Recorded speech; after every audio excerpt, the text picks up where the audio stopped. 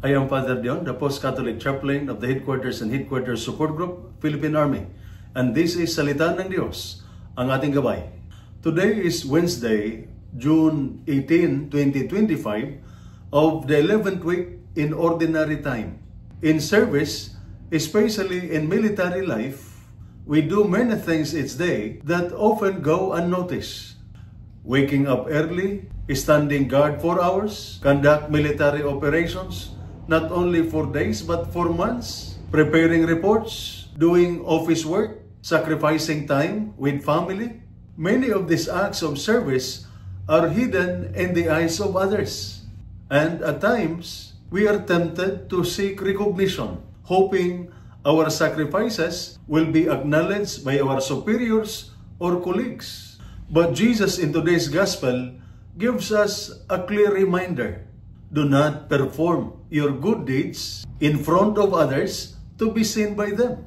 True service, filled with compassion and sincerity, is done not for applause, promotion, or public praise, but because it is the right thing to do, done before God who sees all things, even those done in secret.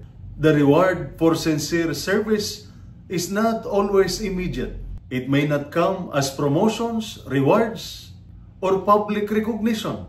But the true reward is the quiet joy in the heart, the peace of clean conscience, and most of all, the smile of God who sees everything and repays what no human being can.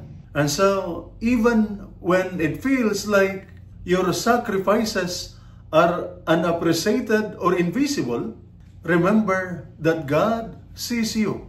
Keep serving with sincerity, humility, and genuine care for others, not for human praise, but as a true offering to God. And this is Salita ng Diyos, ang ating gabay. Let us pray. Lord, give me a sincere heart that does not seek recognition from people.